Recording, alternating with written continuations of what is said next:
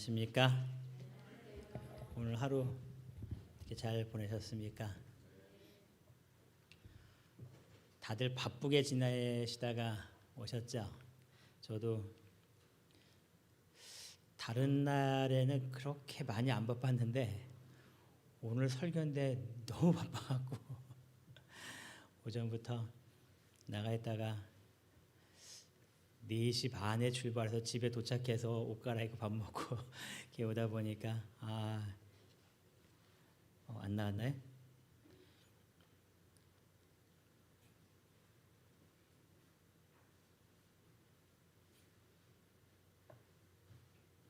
지금도 안 나왔나요? 여기서 연결은 다 됐는데 뭐가 문제일까요?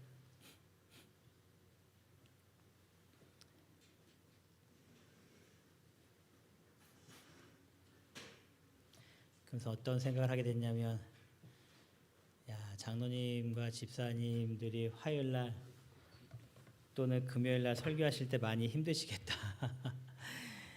일을 막 하시다가 또 와서 설교하시려면 참 힘드시겠구나.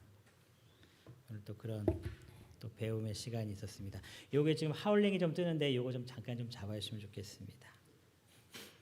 떴나요?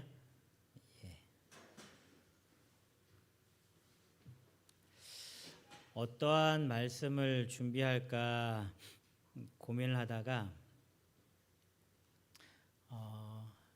제목이 너무 좋아서 이 문구가 너무 좋아서 이 성경절을 좀 택하긴 했습니다. 누가복음 읽다 보니까 금년에도 그대로 두소서라는 이 표현이 제 마음속에 그래도 나에게 조금 더 기회가 생겼구나 하는 위로를 주는 것 같은 생각이 좀 들었는데요.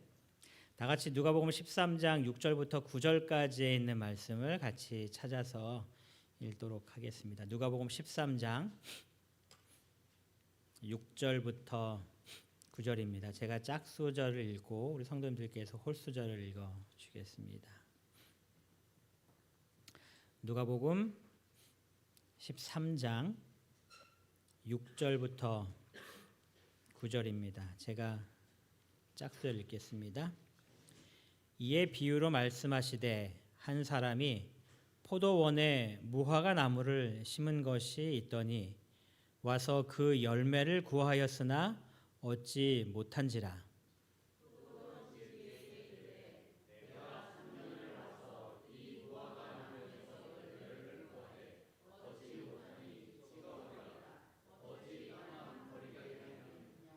대답하여 이르되 주인이여 금년에도 그대로 두소서.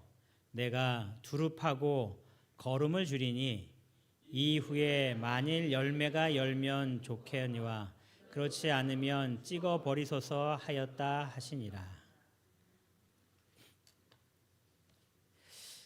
이 말씀을 읽으면서 처음에 이 비유가 좀 잘못됐다라고 생각한 것이 있었습니다. 왜 이 6절에 보면은 포도원에 포도나무를 심어야 될 것 같은데 포도원에 뭘 심었어요?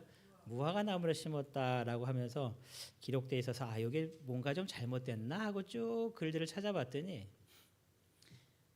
이 포도나무에 무화과 나무를 같이 곁들여서 심는 일은 종종 있었다고 합니다. 그러니까 이게 큰 문제가 있는 것이 아니라 이 포도원 주인이 내가 이 열매를 거두어야겠다라고 생각하면 포도원에다가 본인이 원하는 나무를 심는 경우들이 꽤 있었다고 해요. 그래서 이 포도원에 이 감람나무를 심은 것은 전혀 문제가 되지 않는 그러한 일이었다라는 것을 이 역사학자들이 쭉 이야기하고 있는데요. 이 포도원에 심은 무화과 나무의 이 비유를 이해하기 위해서 등장하는 그 인물들과 또 그걸 뭐라고 표현했죠 아까? 하여튼 사람은 아니어서 그 등장하는 그 존재들에 대해서 이렇게 좀 보면요 4가지가 등장합니다. 첫 번째는 포도원 주인이 등장하고요. 두 번째는 포도원 지기가 등장합니다. 그 다음에 포도원이 있고 그 다음에 무화과 나무가 등장합니다. 이렇게 4가지의 모습으로 등장하는데요. 포도원 주인은 누구인가라고 얘기했을 때에 포도원 주인은 하나님이시다라고 말을 합니다.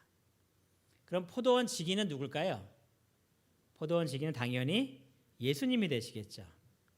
그리고 포도원은 누구를 이야기하냐면은 성경을 우리가 쭉 읽다 보면은 이 포도원은 이스라엘 백성들을 이야기하는 것을 우리가 대체적으로 이해를 합니다. 그리고 무화과 나무는 누구를 이야기하는가? 이것은 이스라엘 백성 한 사람 한 사람을 이야기한다라고 이야기합니다. 그래서 이 하나님께서 이스라엘 백성들이 있는 이 포도나무에 이스라엘 백성 한 사람 한 사람 해당되는 이 무화과 나무를 심었다라는 그런 이야기입니다. 이거를 조금 다르게 적용을 시킬 때 이렇게 이야기합니다. 이 포도원은 교회라고 말을 합니다.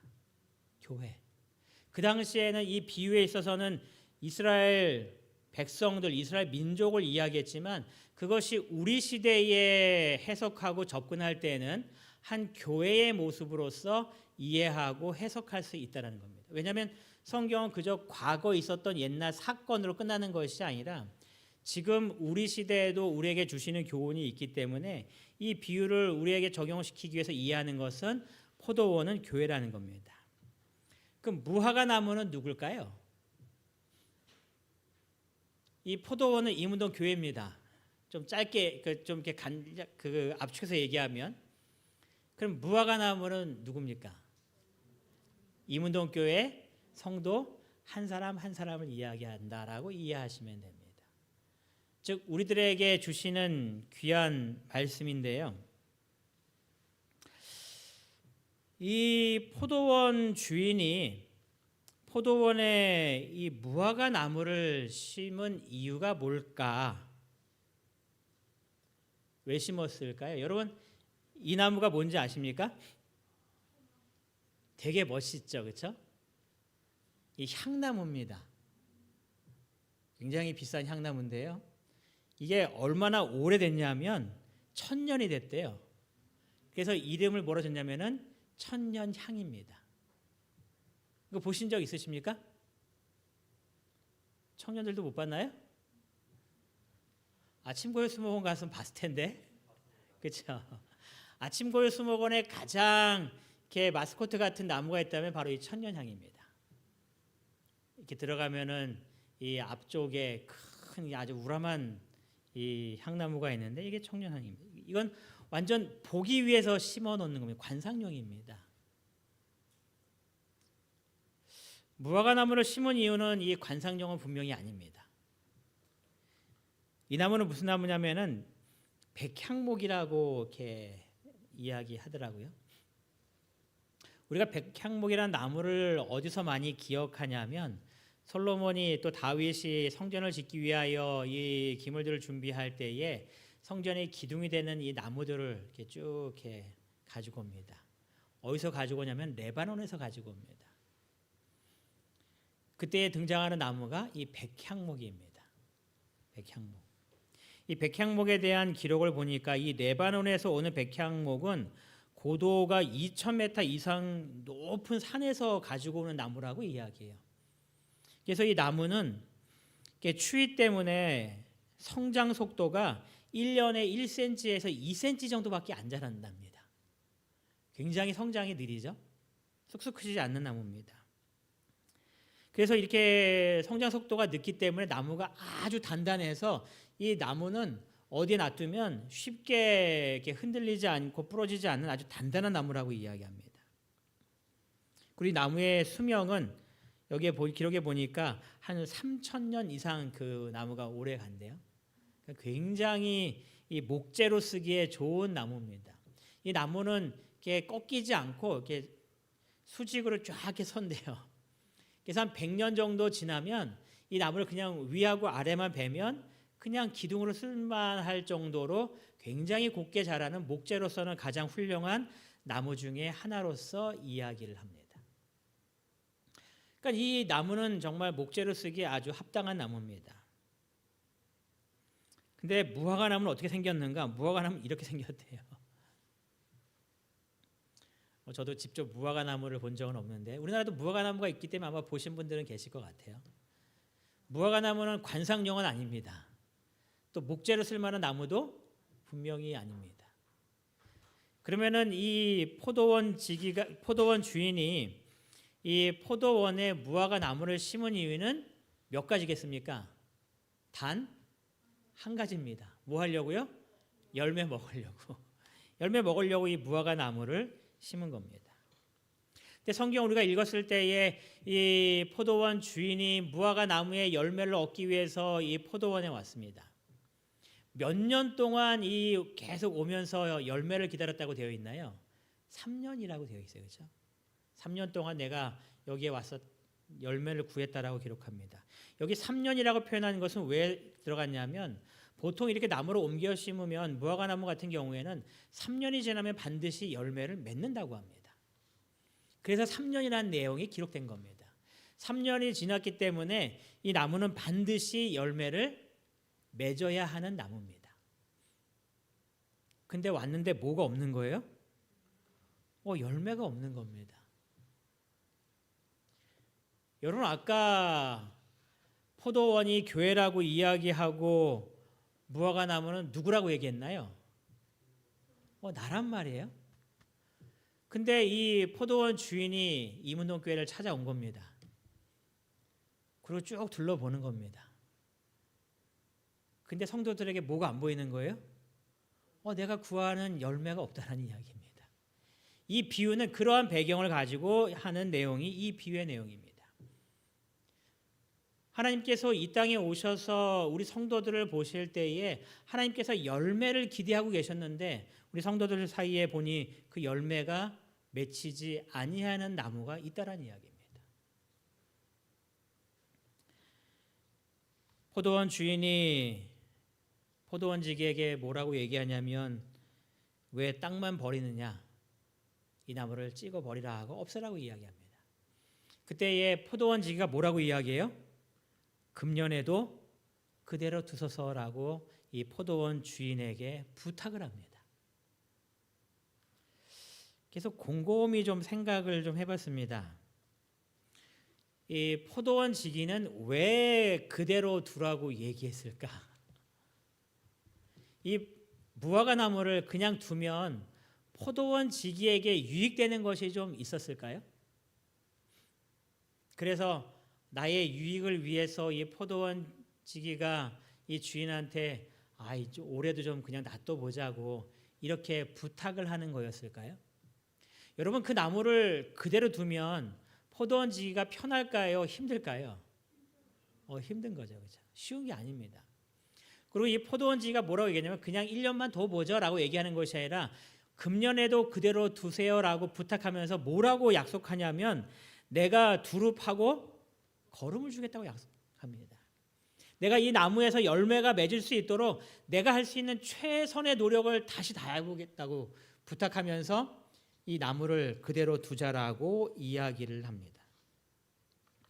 여러분 어떻게 보면 이 포도원 지기에게 무화과 나무를 그대로 두는 것은 정말 불편하고 힘들고 귀찮은 일일 수 있습니다.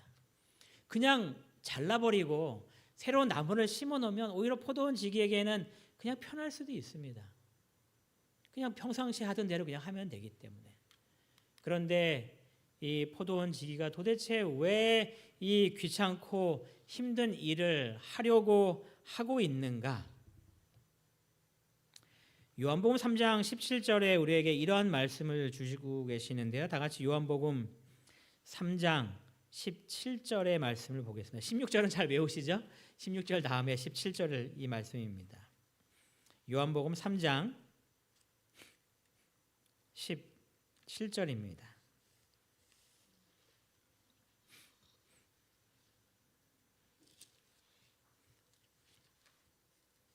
우리 찾은 다음에 같이 한번 읽도록 하겠습니다. 요한복음 3장 17절에 있는 말씀입니다. 우리 찾았으면 같이 읽도록 하겠습니다. 하나님이 그 아들을 세상에 보내는 것은 세상을 심판하려 하심이 아니요 그로 말미암아 세상이 구원을 받게 하려 하심이라. 여기 보면 하나님이 그 아들을 세상에 보냈다라고 이야기합니다. 그 아들은 누굴 이야기하는 거예요? 예수 그리스도를 이야기합니다. 아까 이야기할 때에 포도원 주인은 누구라고 얘기했어요? 하나님이라고 얘기했습니다. 그리고 포도원 지기는 누구라고요? 예수 그리스도입니다. 지금 똑같은 이야기를 하고 있는 겁니다. 예수로 말미암아 세상이 무엇을 받기 원하셨다라는 거예요?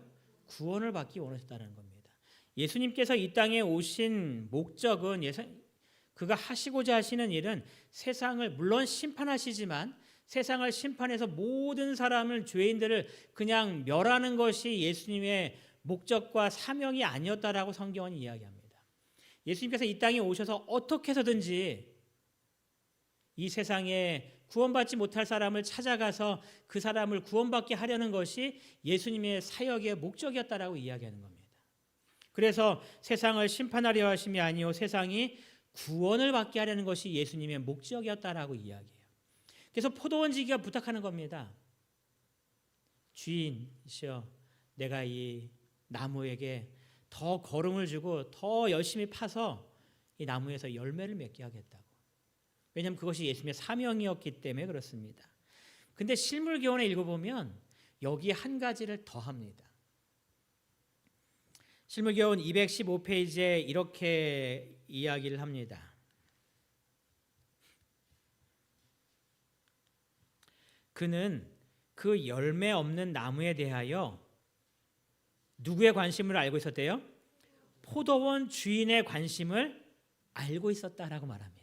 여러분, 포도원 주인이 열매 없는 무화과 나무를 봤을 때에 아유, 저 쓸모없는 나무 당장 잘라버려야 돼, 그 마음을 갖고 있었다는 이야기일까요?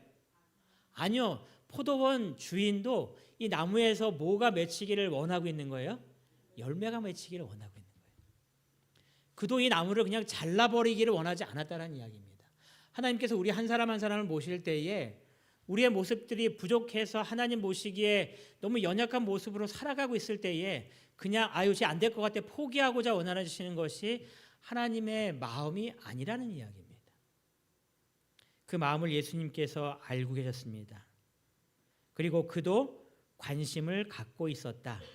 그 나무가 잘 자라서 열매를 많이 맺는 것을 보는 것보다 그를 더 기쁘게 해주는 것은 없었다.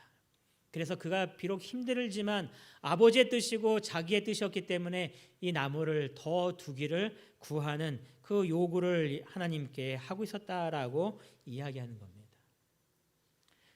또 이렇게 이야기합니다. 주인의 관심에 대해서 이야기하면서 주인의 모습을 이렇게 하나님에 대해서 기록을 해요. 하나님께서는 몹시 자비로우시기 때문에 아직 그대를 찍어버리지 않고 계신다. 그러니까 뭐 하시는 거예요? 기다리시는 겁니다. 참으시는 겁니다. 그런데 이 기다리고 참는 것이 무한될까요? 그것은 아니죠. 하나님께서 참으시는 그 시간까지 참으시고 기다리신다는 겁니다. 그리고 계속해서 이렇게 이야기합니다. 그는 그대를 냉정한 눈으로 보지 않으신다. 그는 무관심하게 그대에게서 돌아서지 아니하시며 그대가 죽도록 내버려 두지도 아니하신다. 그래서 예수님께서 끊임없이 뭐 하시는 거예요? 두루 파고 걸음을 주면서 주님께서 오시는 그 시간 전까지 내 삶 속에 하나님께서 원하시는 그 열매가 내 삶에 맺히기를 간절히 원하신다라고 말씀을 하는 겁니다. 여러분, 우리가 이 비유를 통해서 발견하는 첫 번째 모습은 포기하지 아니하시는 예수님의 모습을 우리가 발견합니다. 열매 맺지 않았습니다. 3년 동안 안 맺었기 때문에 뭐 포기해도 상관이 없는 그러한 나무입니다. 하지만 주님께서는 우리를 사랑하시는 마음속에서 우리 한 사람 한 사람을 결코 포기하지 않으신다는 겁니다. 그래서 예수님의 비유 중에 우리가 좋아하는 비유 있죠? 일은 뭐의 비유요? 일은 양의 비유. 한 마리 양이 없어졌습니다. 세보니까 99마리입니다. 주인이 그 양을 내버려 두고 99마리를 내버려 두고 이 한 마리를 찾으러 갔다라고 기록합니다. 여러분, 이 한 마리가 가장 비싼 양이었을까요? 혈통을 찾아보니까 정말 팔면은 이 99마리를 다 살 수 있을 만큼 아주 혈통이 좋고 튼튼하고 정말 가장 좋은 양이었기 때문에 이거 잃어버리면 나한테 손해가 큰데 하고서 그 양을 찾으러 갔을까요? 그게 아니라고 우리가 이해하죠. 그 양은 어떻게 보면은 정말 가장 연약하고 어떻게 보면 가장 볼품없는 양일 수도 있었습니다. 그런데 값도 나가지 않고 주인의 말도 잘 듣지 않고 정말 볼품없는 그냥 없어져도 될 그러한 양이었지만 예수님은 뭐 하는 거예요?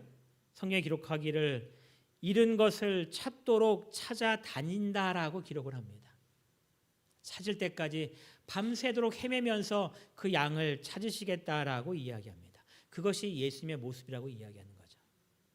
예수님의 삶 속에서 우리를 결코 포기하지 아니하시고 끝까지 내 옆에 다가오셔서 내 삶을 변화시키기 위하여 역사하시는 그 하나님의 은혜가 나와 함께하고 있음에 감사하게 되시기를 바랍니다. 두 번째 모습은 하나님의 인내와 자비의 모습을 우리가 발견합니다. 금년에도 그대로 두자고 얘기할 때 주인이 냉혹하게 싫어, 차라리 다른 나무를 심는 것이 훨씬 더 좋을 것 같아 라고 이야기하지 않았다라는 말입니다. 어떻게 보면 나보다 더 훌륭한 사람을 하나님께서 이 교회에 데려놓으시는 것이 하나님의 사업에 더 크게 발전할 수 있을 그런 방법인지도 모릅니다. 그런데 하나님께서는 내가 먼저 하나님께 찾아왔다는 그 이유 하나만으로 나를 끝까지 포기하지 아니하시고 인내하는 모습으로 자비하는 모습으로 내가 하나님께 온전히 돌아오기를 끊임없이 기다리고 계신다라고 이야기하는 겁니다. 여러분, 하나님의 모습이 결코 아주 무섭고 두려운 모습으로 우리를 바라보고 계시지 않다라는 것을 아까 그 예언의 신의 말씀을 통하여 꼭 기억하게 되시기를 바라요. 우리가 구약 성경을 읽으면서 사람들이 그런 얘기를 많이 하죠. 하나님은 참 무섭고 신약 성경을 읽으니까 예수님은 참 인자하고, 그래서 나는 하나님은 좀 무서운 것 같아서 조금 다른 것 같고 나는 예수님한테만 가고 싶어, 그렇게 얘기할 때 있거든요.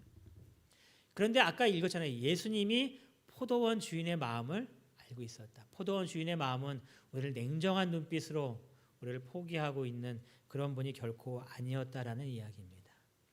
나를 기다리시고 끝까지 참으시고 나와 함께 하기 원하시는 이 하나님의 모습과 예수님의 모습을 기억하셔서 내 부족에도 불구하고 날 이처럼 사랑하시는 이 하나님께 더욱더 감사하시고 더욱더 주님을 바라보게 되시기를 간절히 바랍니다. 여러분, 열매를 맺히지 못했습니다. 누구 잘못일까요? 포도원 지기의 잘못입니까? 무화과 나무의 잘못입니까? 여러분은 누구의 잘못이라 생각합니까? 어떻게 보면은 이 내용을 좀 읽다 보면 무화과 그 포도원 지기가 좀 잘못했나 생각하실 수도 있을 것 같아요. 좀 더 파지, 좀 더 거름을 더 잘 주지. 우리가 이러한 비유를 통해서 정확하게 모든 것들을 다 적용할 수는 없지만 제가 보기에는 열매가 없는 것은 무화과 나무의 잘못인 것 같습니다. 여러분, 똑같은 밭입니다. 그런데 옆에 있는 포도나무에서는 포도 열매가 잘 주렁주렁 열리고 있는 겁니다. 또 옆에 있는 무화과 나무가 있습니다. 그 나무에서도 주렁주렁 잘 열리고 있습니다. 포도원 지기는 똑같이 거름을 주고 있었습니다. 똑같이 파고 있었습니다. 햇빛은 똑같이 비추고 있었고 비도 똑같이 그들에게 내리고 있었습니다. 그들의 공간이라고 그늘이 지고 그들의 공간이라고 비가 안 내리는 그런 공간이 아니라 이 포도원 전체에 골고루 햇빛이 들었고 골고루 비가 내렸습니다. 여러분, 우리가 교회 와서 앉아있을 때에 누구에게는 성령 하나님께서 다가가시지 않고 누구에게만 다가가셔서 이쁘다 이렇게 칭찬하셨을까요? 아니요. 교회 안에서 모두에게 하나님의 영이 분명히 임하고 계셨는데 왜 누구에게는 열매가 있고 누구에게는 열매가 없었을까요? 지금 포도 이 원의 무화과 나무에게 그런 일이 벌어진 겁니다. 주인이 무엇을 기대했는지에 대해서 실물교훈은 이렇게 이야기합니다. 요셉의 생애를 그처럼 향기나게 하고 아름답게 한 보배로운 품성의 열매는 유대 백성 중에서는 나타나지 않았다. 이 유대 백성 중에서는 하나님께서 원했던 품성의 열매가 나오질 않는 겁니다. 하나님께서 우리에게 다가오셔서 우리에게 어떠한 열매를 원하셨는가를 기록하기를 품성의 열매를 원하셨다는 겁니다. 향기하게 나게 하고 아름답게 보일 수 있는 그 품성의 열매. 여러분 내 자신을 보시면서 이러한 품성의 열매가 맺히고 있는지, 여러분의 삶의 모습들을 통하여서 하나님의 아름다운 향기가 주변의 사람들에게 잘 나타내고 있는지. 또 실물교훈 215페이지에 이렇게 이야기합니다. 그리스도의 품성의 아름다운 덕성인 성령의 열매가 그대의 생애에서 보이지 않는다. 이 열매를 찾았는데 여러분과 저의 삶 속에 하나님의 시선 속에 성령의 열매가 보이지 않는다는 겁니다. 이 성령의 9가지 열매는 다 아시죠? 사랑과 희락과 화평과 오래 참음과 자비와 양선과 충성과 온유와 절제라고 이야기합니다. 이러한 모습들이 내 모습 가운데에서 부족한 모습들로 나타나기 시작했다라는 겁니다. 여러분의 마음 속에, 여러분의 삶 속에 이 성령의 열매가 정말 맺히고 있는지, 사람들이 나의 모습들을 통하여서 하나님의 이 아름다운 모습을 볼 수 있는 이 성령의 열매의 모습으로서 드러나고 있는지. 그래서 실물교훈 215페이지에 이렇게 이야기합니다. 이스라엘 백성은 세상 사람들에게 하나님을 올바로 소개하지 못했다. 이러한 품성의 열매들, 성령의 열매들이 맺히지 못함으로 세상 사람들이 하나님을 올바로 보지 못했다라고 기록합니다. 여러분과 저의 삶 속에서 하나님을 이 세상 사람들에게 올바로 잘 소개하고 있는지 오늘 자신을 한번 살펴보는 시간이 되시기를 바랍니다. 하나님의 이 포도원에 있는 이 무화과 나무들의 삶 속에 이 열매가 맺혀서 하나님의 영광을 드러내는 그런 귀한 삶을 살기를 원하시는데, 우리의 삶 속에 그러한 열매들을 통하여 이 사람들에게 하나님의 영광을 드러내고 있는 그러한 사람들인지, 하나님을 바로 나타내고 있는지, 아니면 나 때문에 하나님의 모습이 올바로 그들에게 비춰지지 못하고 있는지, 나의 삶의 모습을 뒤돌아보시는 가운데 내가 어떠한 모습으로 나아가야 할지를 우리 다시 한번 결심하고 우리의 마음속에 하나님께 나아가게 되기를 바랍니다. 예수님께서 이렇게 이야기합니다. 내가 두루 파고 걸음을 주겠다. 이 비유가 어떠한 내용의 비유인가? 이 열매에 대해서 이야기하면서 특별히 어떤 부분을 강조하기 위한 비유인가? 이 6절부터 9절까지의 이 비유가 있기 전에 이 1절부터 나오는 이야기들이 있습니다. 두 가지 이야기가 나옵니다. 첫 번째 이야기는 누가복음 13장 1절부터 3절인데요. 어떤 사람이 예수님께 와서 이렇게 이야기합니다. 빌라도가 어떤 갈릴리 사람들의 피를 저희의 제물에 섞은 일로 예수님께 고했다라고 말합니다.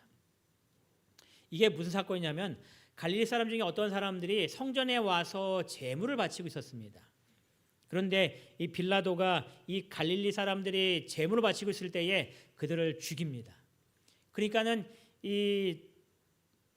저희의 피가 저희의 제물에 섞였다는 이야기가, 제물을 드릴 때에 제물을 죽였기 때문에 그 피가 흘러나오고 있는데, 제물을 드리고 있는 사람도 죽임으로 이 갈릴리 사람의 피와 이 제물의 피가 같이 뒤섞였다는 이야기입니다. 그러니까 이게 이 사람이 섞은 것이 아니라 죽였기 때문에 그 피가 흘러나오면서 같이 겹쳤다는 이야기입니다. 그러면서 이렇게 묻죠. 그러니까 예수님께서 그걸 다 들으신 다음에 이렇게 말합니다. 대답하여 가라사대 너희는 이 갈릴리 사람들이 이같이 해 받음으로 모든 갈릴리 사람보다 그 죽은 사람들이 죄가 더 있는 줄 아느냐, 이렇게 묻습니다. 그리고 그 다음 스토리가 이제 실로암 망대가 넘어져서 18명이 죽는 사건에 대해서 이야기합니다. 그러면서 사람들이 뭐라고 얘기했냐면, 저 사람들이 저렇게 사고를 당한 거 보니 저 사람은 뭐가 많은 것 같다? 죄가 많은 것 같다. 여러분 그런 얘기 하실 때 혹시 없으신가요? 어떤 사람이 큰 일을 당하면 죄를 많이 졌나 이렇게 얘기할 때 없으신가요? 지금 그 이야기를 유대인들이 하고 있는 겁니다. 저 사람들은 죄를 많이 졌나 봐. 나는 이렇게 안 당한 걸 보니까 나는 뭐가 없다는 이야기일까요? 나는 죄는 없나 봐. 지금 그 얘기하고 있는 겁니다. 그들은 죄가 많아서 저렇게 당했고, 나는 죄가 별로 없으니까 저렇게 별로 안 당했고, 저 사람 죄를 참 많이 진 것 같아. 그리고 내 자신을 보지 못하고 다른 사람을 보고 하는 그 모습들에 대한 이야기를 하시는 겁니다. 그래서 3절에 예수님께서 그들에게 또 이렇게 이야기하십니다. 너희에게 이르노니 아니라 너희도 만일 회개치 아니하면 다 이와 같이 뭐 하겠다고요? 망하리라. 그래서 그 사람들의 죄가 얼마나 많은지에 대해서 자꾸 그런 거 생각하지 말고 그러한 사건들을 통해서 누구를 바라보라는 이야기일까요? 나를 바라보라는 이야기입니다. 내 속에 혹시 부족한 모습이 나도 있지는 않은가? 내 삶 속에 하나님의 뜻대로 온전히 행하지 못하는 그러한 부족한 삶의 모습 속에서 나도 혹시 살고 있지는 않았는가? 그래서 예수님께서 말씀하신 이 비유의 내용은 단순히 열매를 맺는 그러한 모습도 있지만 그 열매를 맺기 위해서 내가 무엇을 해야 하는가에 대한 질문이었습니다.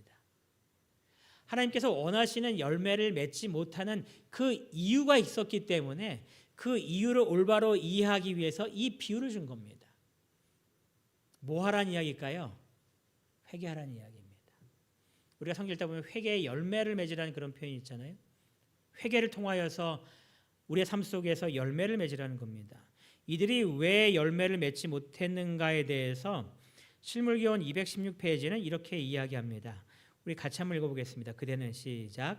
그대는 그리스도의 이름을 지니고 있으며 외적으로는 예수의 몸된 교회의 일원이지만 오히려 크신 사랑의 마음과는 연결되어 있지 않은 자이다. 문제가 뭐였던 거예요? 그들이 교회에 있는 겁니다. 포도원에 있어서 전혀 문제가 없는 것처럼 보이는 겁니다. 그리스도인이라는 이름을 가지고 있었고 외적으로는 예수의 몸된 교회의 한 일원으로서 교회에서 살고 봉사하고 있는 겁니다. 정말 외관적으로는 전혀 문제가 없어 보이는데 정말 큰 문제가 있었습니다. 그들은 크신 사랑의 마음과 누굴 얘기하는 걸까요? 하나님과 전혀 연결되어 있지는 않다라는 겁니다.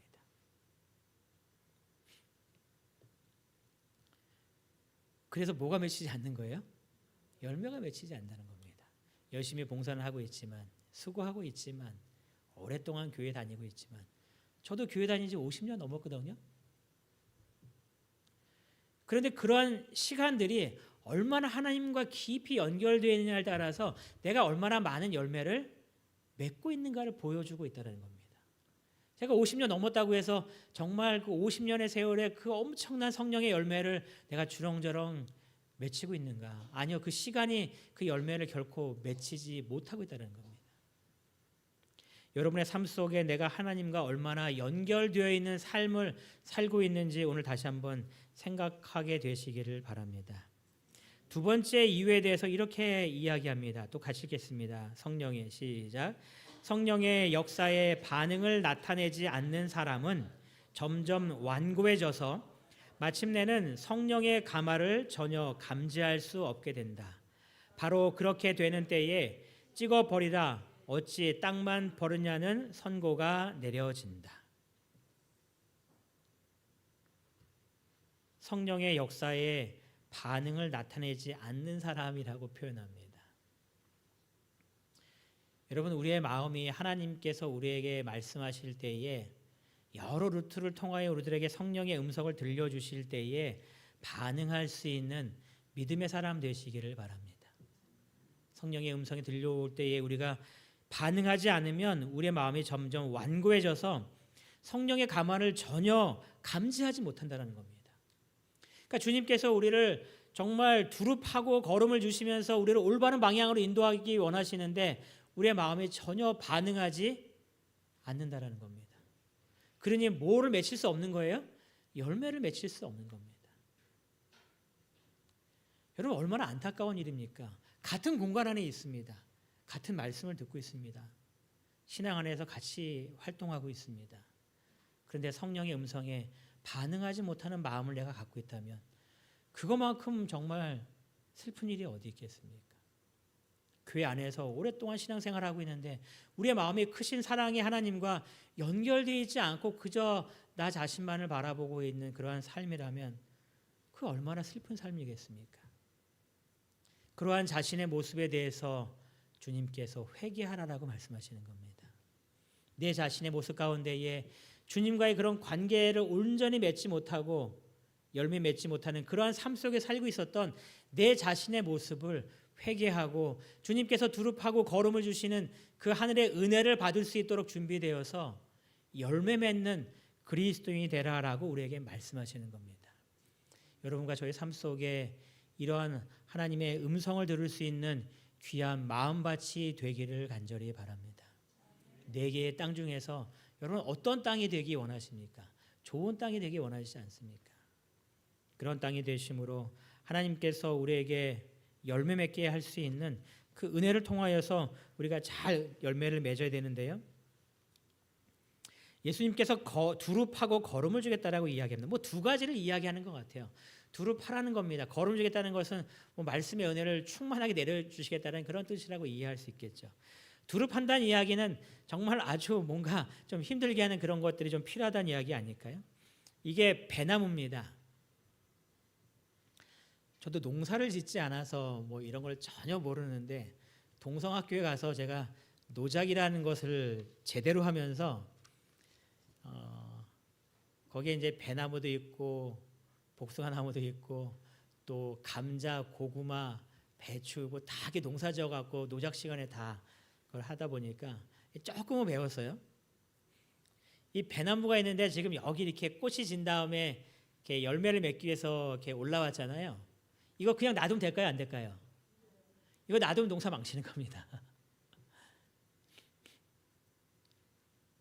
그 제가 갔을 때 학교에 이쪽 밭은 이제 농사를 짓고 있었고 이쪽 밭은 손길이 부족해 갖고 배밭이었는데 사람이 손이 안 드는 밭이 있었어요. 이 밭에 가면 정말 거짓말 안 하고 배가 이만했습니다.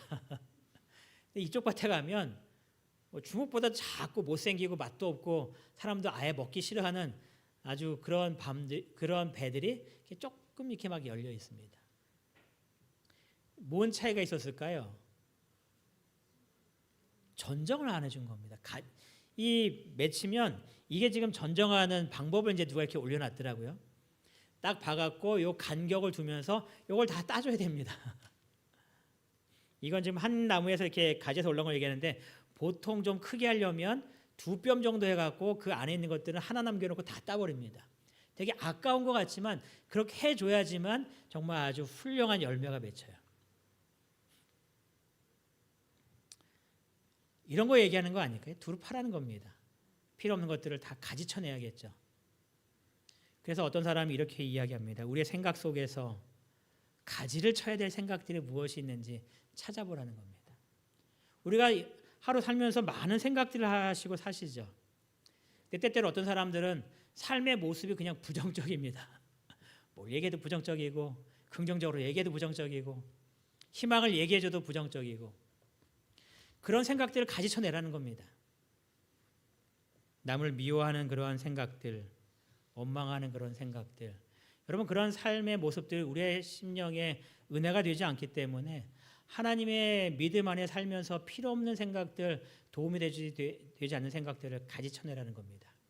근데 그걸 내 힘으로 가지쳐내는 것이 아니라 그것을 이해하고 뭐 하는 걸까요? 하나님께 기도하는 거죠. 그거 잘라달라고. 여러분 우리의 뇌가요. 참 신기한 것은 뭐 나중에 기회가 되면 그 모습들 한번 좀 보여드리겠지만 이 뇌의 이 회로들이 다 연결됩니다. 그런데 그것이 가지치는 작업이 있다고 그래요.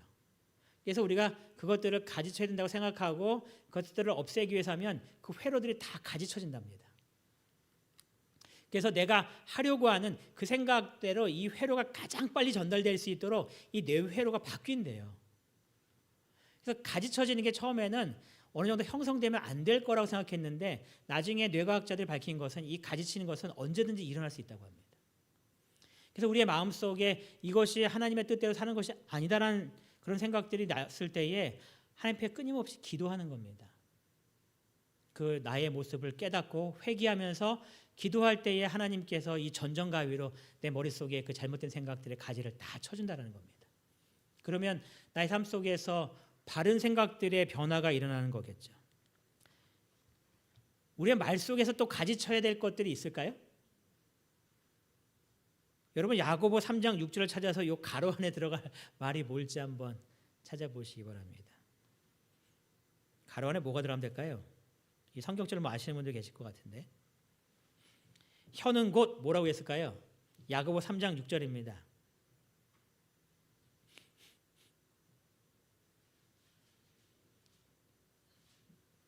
찾으신 분 뭘까요? 야고보 3장 6절. 혀는 곧 불이요 이렇게 얘기하죠. 불. 여러분 불에 이렇게 닿으면 어떤가요? 따뜻한가요? 뜨겁잖아요. 디잖아요. 상처가 난단 말입니다. 즉 우리가 말 때문에 뭐 받는다는 얘기인가요? 내가 아픔을 당한다는 얘기죠. 상처를 받는다는 이야기죠. 그래서 이 혀는 불과 같다라고 이야기합니다. 그래서 우리가 말할 때 뭐라고 얘기하나요? 할 말과 하지 말아야 할 말을 잘 가려야 된다고 이야기하죠. 누구는 그렇게 얘기해요. 나는 뒤끝이 없는 사람이라고. 근데 이미 그 사람은 상처를 받았습니다. 나는 뒤끝이 없는데 상대방은 이미 상처를 받은 겁니다. 그럼 나는 뒤끝이 없으니까 괜찮은 사람일까요? 아니요. 그러면 안 된다는 이야기죠. 내가 뒤끝 없는 것은 나 자신의 위로고 그 사람이 이미 상처받아서 딘 겁니다. 베드로전서 3장 10절은 네모가 3칸인데요. 한번 찾아보시기 바랍니다. 이 3칸에 뭐가 들어갈지. 생명을 사랑하고 좋은 날 보기를 원하는 자는, 여러분 생명을 사랑한다는 말이 이웃을 사랑한다는 그런 말입니다. 좋은 날 보기를, 좋은 날은 뭘까요? 생일일까요? 좋은 날은 뭘까요? 예수 그리스도께서 재림하시는 그 재림의 날을 이야기합니다. 생명을 사랑하고 좋은 날 보기 원하는 자는 무엇을 금하라고 됐을까요? 혀를 금하라는 겁니다. 이 혀를 금해야 돼요? 왜 혀를 금할까요? 아까 좀 전에 봤잖아요. 혀는 뭐라고요? 불입니다. 그러니까 잘 가려야 된다는 이야기입니다. 그래서 무엇을 그치래요? 악한 말을 그치라는 겁니다. 그 입술로 뭐를 말하지 말래요? 괴휴를 말하지 말라라고 말합니다. 이 괴혈은 여러 가지 뜻도 있지만 어떤 번역에 보면 거짓말도 하지 말라라고 이야기합니다. 혀를 금하여 악한 말을 그치고 괴혈을 말하지 말라라고 말합니다. 여러분 나의 언어 생활 속에서 정말 하나님의 사랑을 잘 드러내고 있는 그리스도인의 언어의 생활로서 내가 살고 있는지 내 자신의 모습을 한번 생각해 보시기 바랍니다. 그 모습이 성령의 열매를 맺지 못하게 하고 있는 언어의 생활이었다면 우리의 마음속에 뭐가 필요하다는 거예요? 회개가 필요하다는 겁니다. 그래서 주님 없이 회개하고 나의 부족을 주님 없이 끊임없이 고해서 회개의 열매를 맺으라는 이야기입니다. 우리의 마음을 전정하라고 이야기합니다. 가지쳐야 된다는 겁니다. 우리의 마음 속에 이러한 마음이 때때로 있습니다. 시기하고 질투하고 그런 마음들, 욕심내고 탐욕하는 그런 마음들. 그런 마음들이 우리의 마음 가운데 있는 것을 발견할 때마다 끊임없이 회개하고 이 마음을 제거해달라고 하나님 앞에 나가면 주님께서 두루 파시겠다고 분명히 약속하고 계신 겁니다. 내가 그 모든 것들을 제거하기 위해서 너 삶 속에 다가오겠다라고 분명히 약속한 겁니다. 여러분 우리 삶 속에서 나쁜 습관들, 제거해야 될 습관들이 뭐가 있는지 찾고 그거를 제거하라고 이야기하는 겁니다. 여러분의 습관 속에서 어떠한 나쁜 습관들이 있는지 한번 곰곰이 생각해 보시기 바랍니다. 우리의 삶 속에 신앙에 도움이 되지 않는 그런 활동, 그 습관들이 분명히 있죠. 좋은 습관들을 가져야겠죠. 예수님께서 교회 가시는 모습을 기록할 때에 누가복음 4장 16절에 이렇게 말씀하십니다. 안식일에 뭐요? 자기 규례대로 회당에 들어가서, 이것을 다른 표현할 때는 안식일에 자기 하시던 대로 이렇게 표현합니다. 습관이라는 겁니다. 예수님께서 이 회당에 올라가는 것이 그냥 하나의 삶입니다.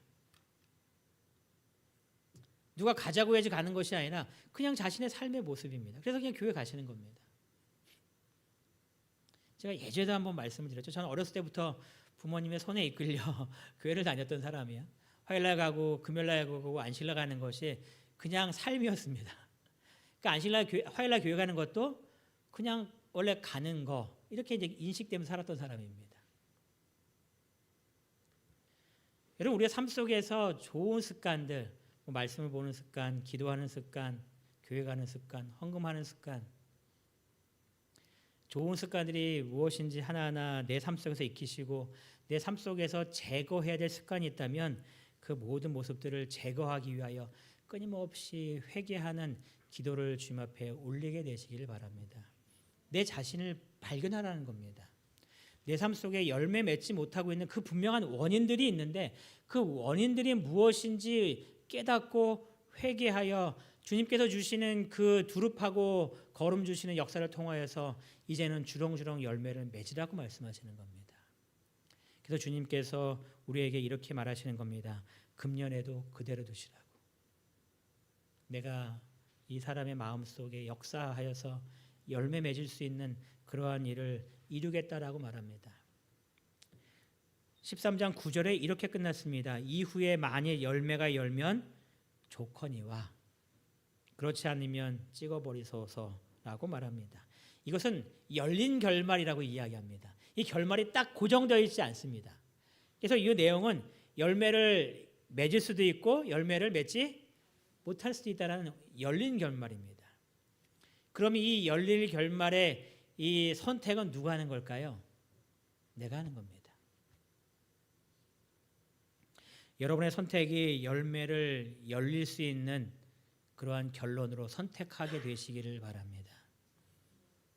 그래서 우리의 삶 속에 무엇이 필요한지, 내 삶 속에 무엇이 부족한 것이 있는지 곰곰이 기도하시고 매일매일 삶을 통하여서 주님께서 깨닫게 해주실 때에 그 모습을 주님 앞에 온전히 나아가셔서 여러분과 저의 모습이 이 마지막 증언 보감에 있는 그 모습이 되기를 바랍니다. 우리 마지막으로 이 말씀 같이 읽겠습니다. 회개의 열매 시작. 회개의 열매 곧 그들이 하나님을 사랑하는 증거가 무엇임을 보여주라. 참된 회개는 마음의 변화이며 사상과 목적의 변화임을 알려주라. 악한 습관들을 버려야 하고 험담과 시기와 불순종의 죄도 버려야 한다. 성품의 온갖 악한 특성들을 대적하여 싸워야 한다. 그냥 저절로 이루어지는 일은 아닙니다. 교회에 나와 있다고, 내가 교회에서 설교 말씀을 잘 듣고 있다고, 교회에서 얘기하는 대로 봉사하고 있다고 그냥 저절로 되는 일이 분명히 아닙니다. 내가 해야 될 이 싸움에 날마다 승리하셔서 하나님께서 여러분에게 원하시는 그 품성의 아름다운 성령의 열매를 주렁주렁 맺게 되시는 우리 모든 성도님 되시길 바라면서 오늘 말씀을 마치겠습니다.